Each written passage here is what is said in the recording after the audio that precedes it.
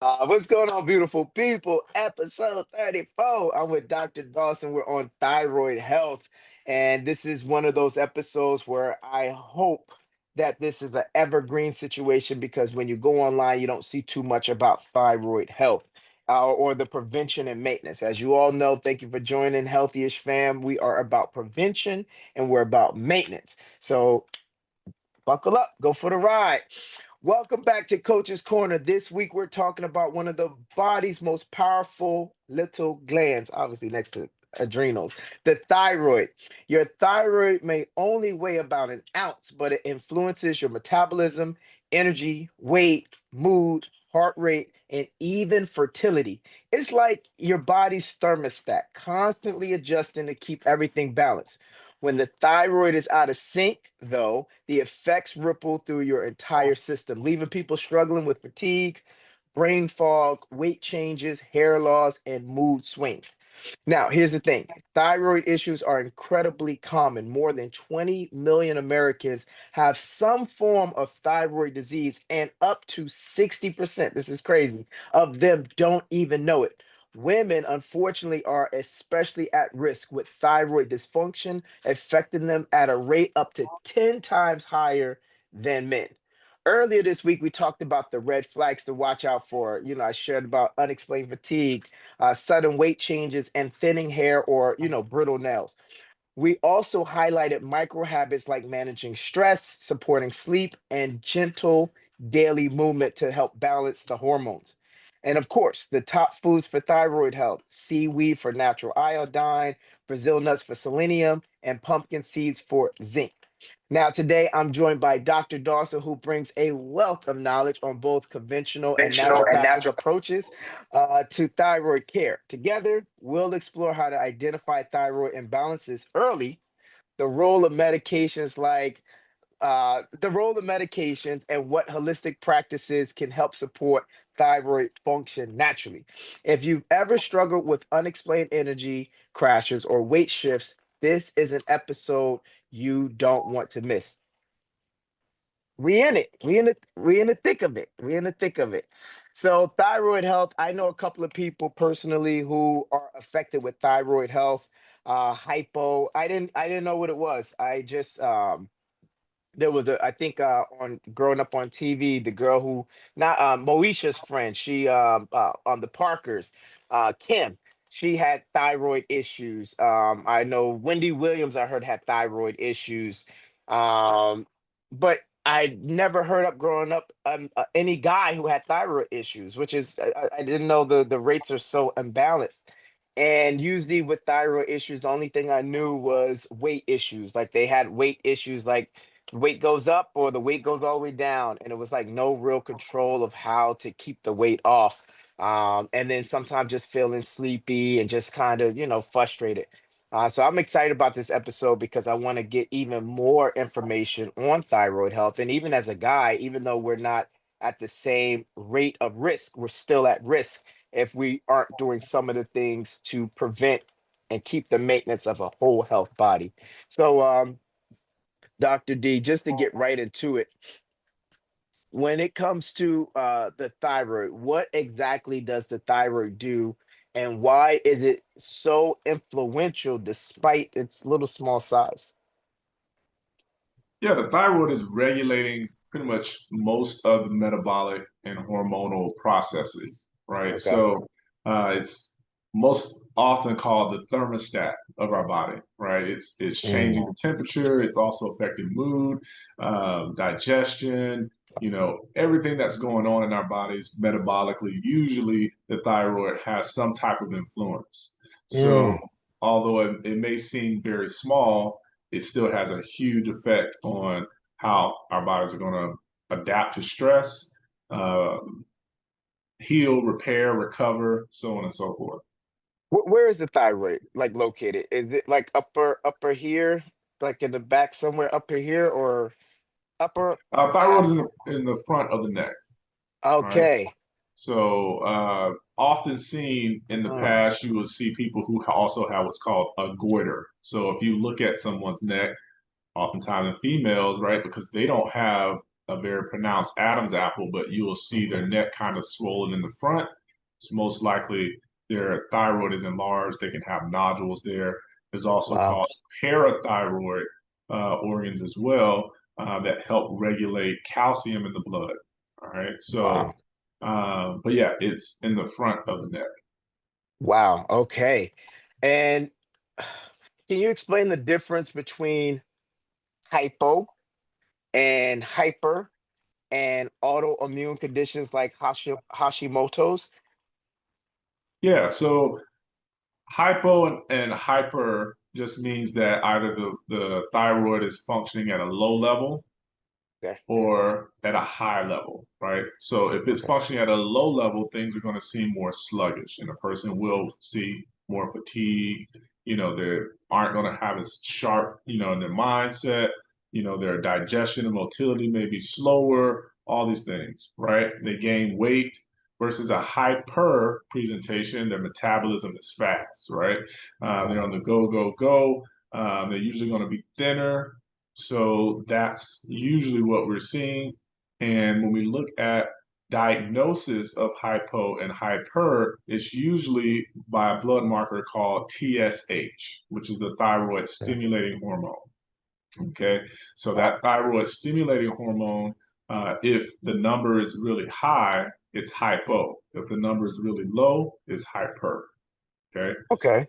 and then Hashimoto's or autoimmune is an attack of the thyroid from your immune system. And Mm, with that, you may see a fluctuation where someone may be presenting with a TSH or thyroid stimulating hormone that's high, and then it okay. goes low, and then it goes high, and it can Ooh. rebound back and forth based on the amount of attack that's on the thyroid. Wow. That sounds painful. It sounds like a really unfortunate situation for someone to go through that, especially if it's autoimmune. So it's almost in a sense where they not are out of control, but they've been dealt some pretty rough cards when it comes to their thyroid health because it's like either up or either down. What are some things that influence the thyroid? I mean, this two-part question. What influences thyroid in a sense? Like lifestyle choices that can help with the thyroid, and also for someone who is hyper or hypo, and for the record everyone, we're not here to treat, we're not here to cure, we're not even here to diagnose what's ever going on in your thyroid health journey. We're here to educate and provide tools and strategies for just better awareness. So with that being said, doctor, the two-part question: what are some lifestyle things that we can do to help? I shouldn't say lifestyle things we could do. How much can lifestyle really influence thyroid function? Let's just start there, and then I'll do a follow-up question.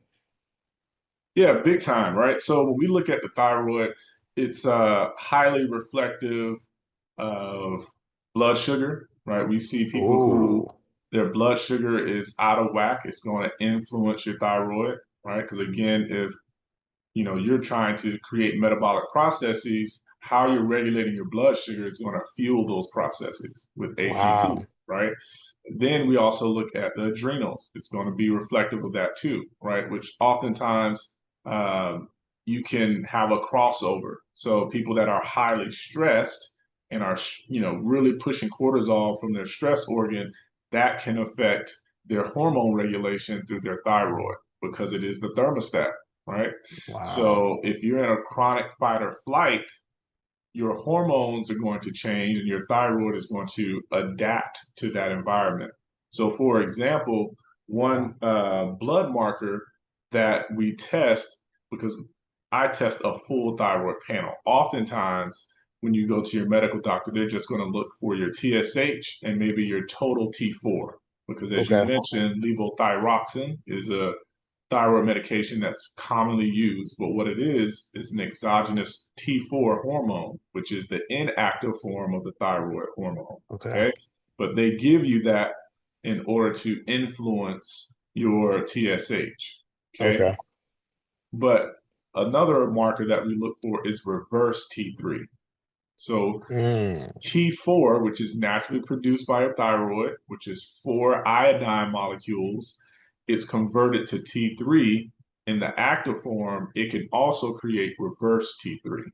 So reverse Okay. T3 can block the active hormone T3 from binding to the cell, which is going to create certain metabolic processes.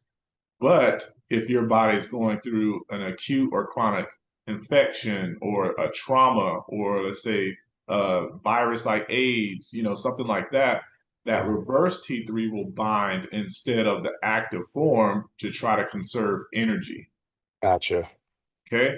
So we test for that because if someone is in a chronic stressful incident, some traumatic experience or something to that nature, that may change your total T3 or Yeah, for free sure. T3, which is going to affect your thyroid function. So stress in your environment has a huge, part on that.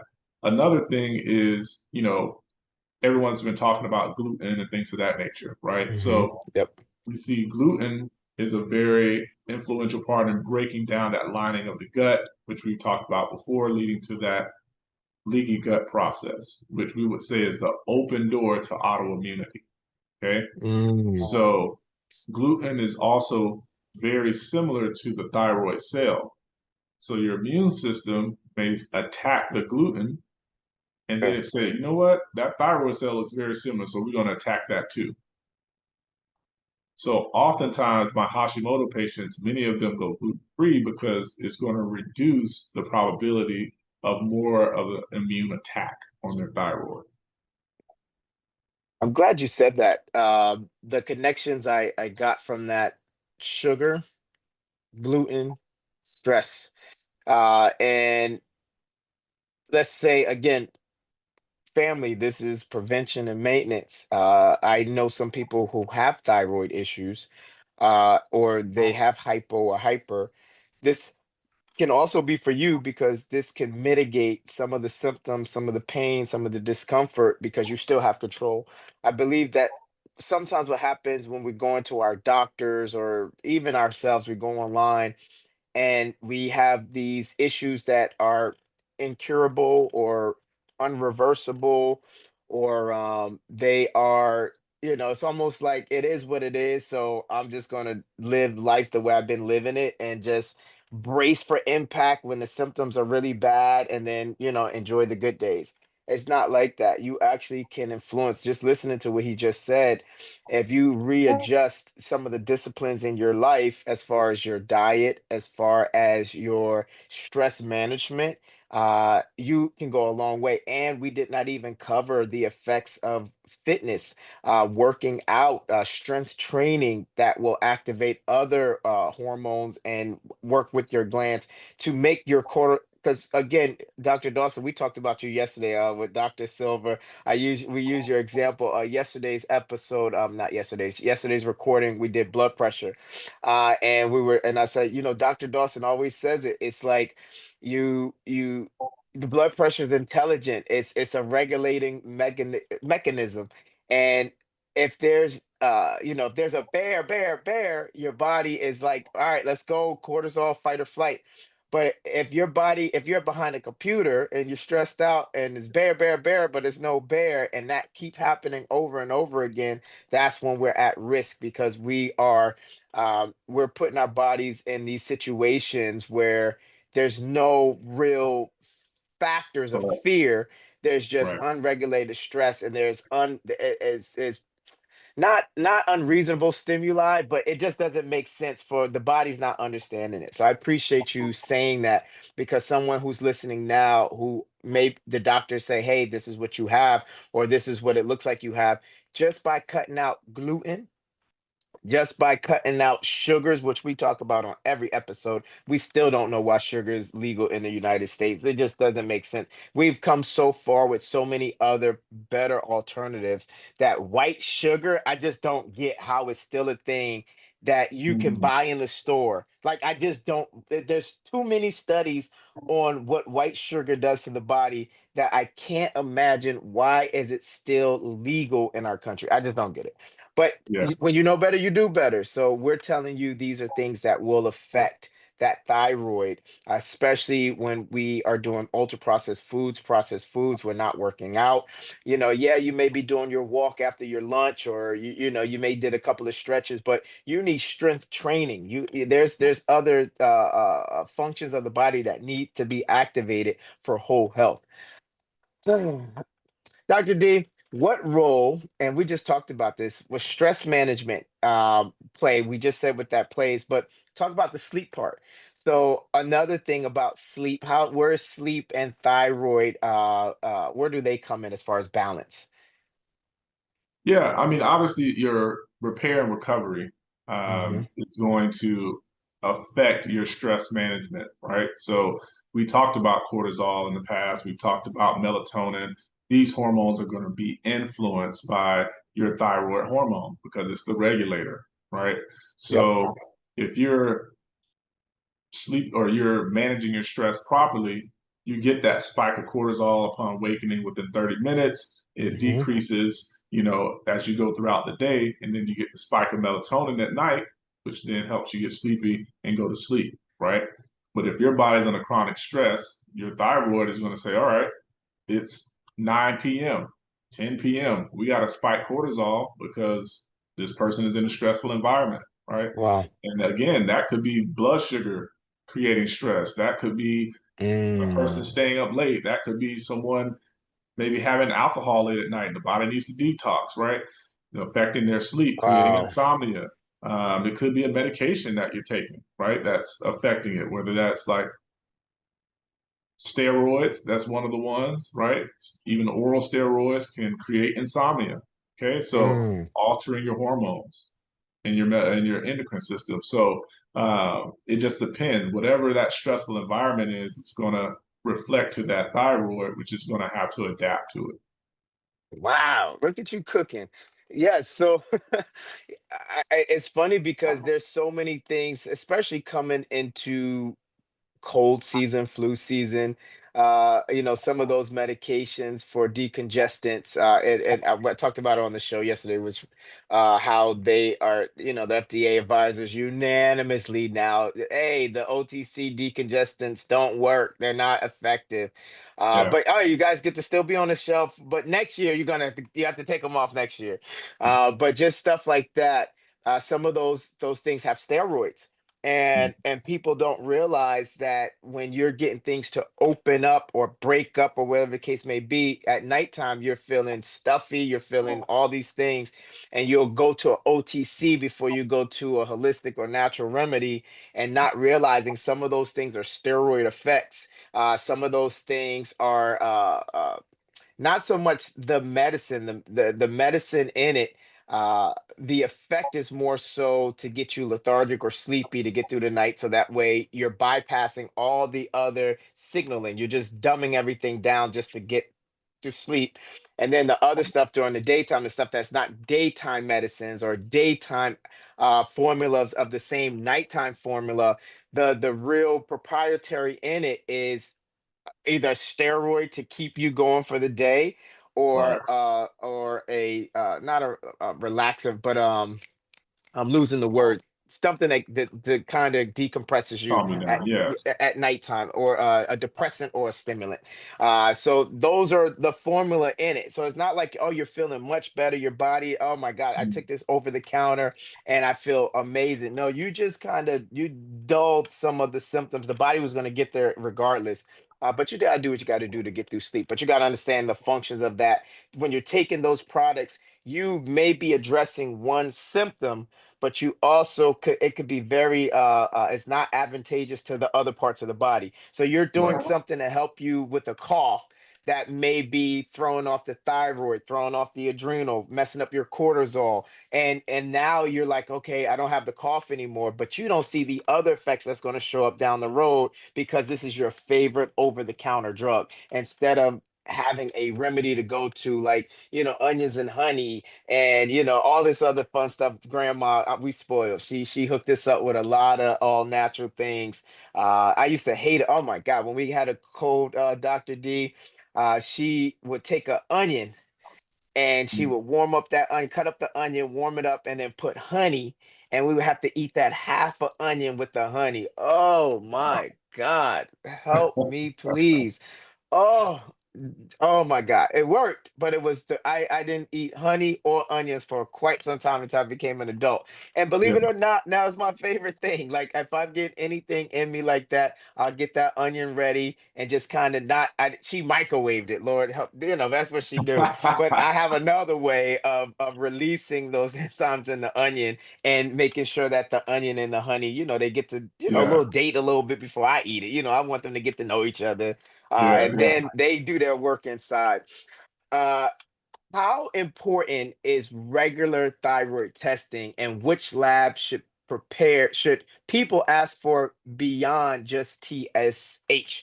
Because you do a full one. And this is shameless plug. Hey, if you're looking, I mean, I get it, community. You got your doctor. I mean, the one that the insurance is covering. They're busy. They just, when you came in the office, they kind of like thumb through your little history real quick, and they did your little blood pressure, they did your little weight, and then you told them what was wrong, and that was pretty much it. They had to get to the next patient. They were busy. They're busy. They're understaffed. I can speak for the hospital I work at, understaffed by double digits. Especially with the whole government labor cutting, double digits understaffed. So there's no real time, and no one's going to tell you that, but they don't have time. They just don't. They only Yeah. really can take care, and it's not because they're cynical or evil or unprofessional. They just don't have time. It's just they're in an oversaturated market as far as patients to professionals. So you got this brother right here who you've been listening to for this got to be like episode 5, 6. We've been doing this for quite some time. He's been giving free game, who's saying, "Hey, I can do this remotely." So, yes, he's in California, but he can support you wherever you are. And he's saying, "Hey, I can help do a full testing on what your thyroid health looks like." And I have the time. Yes, I have the patience, but I don't overdo it with I don't have so many. My iPad's getting weird. I don't do so many patients that I can't serve my patients correctly. So can you speak on how you do your testing, what you're looking for? You spoke on it a little bit, but I want this part to be a part where people who are considering, that they're hearing, they saw the content this week, they saw some red flags, they're hearing you talk, and they're like, oh my gosh, and my doctor already told me this is the issue. They're trying to give me this type of medication. I don't want to do it. Or I tried the medication, but it makes me feel this way. And I just don't like how I'm feeling with my thyroids. What are you checking for? And can you speak to how your test is different? Like what does that whole process look like? Yeah, good question. Most commonly, most doctors will test the TSH, thyroid stimulating hormone. They'll test your total T4, all right, which Okay. is the inactive thyroid hormone, and they may test like your total T3, which is the active thyroid hormone. So for me, I'm also going to look at your free T4 and T3. So the Okay. total number is what your body's producing or has in the blood or has in whole, but what's actually free and able to be used is a total different marker. Okay, so you can Mm, have a total amount of active T3, but it's bound to the protein, so it needs to be released in order to be freely used in the blood. So then they test T3 free. I also look at, like we talked about, the T3 uptake as well as the T3 reverse T3. Okay, so okay. those markers are going to give us different indications on what's going on in the body as well. And then also looking at your autoimmune markers on your thyroid. So Mm, TPO and TGB. All right. And you'll be surprised how many young women, especially, have autoimmunity on their thyroid. Okay.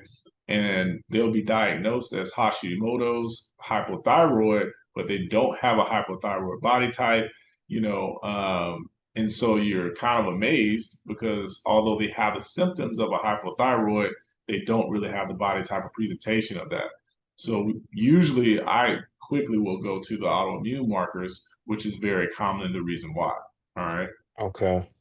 But it's important to recognize too that you might be given levothyroxine, which is T4, but it's not the issue, right? Mm, So it's going to influence your TSH. So if your TSH is really high and you're given levothyroxine, which is T4, then the checks and balances, your body's going to say, oh, we don't need to produce any more T4. We actually have enough. wow. Okay. Wow. So it's a artificial influence there, a fluctuation.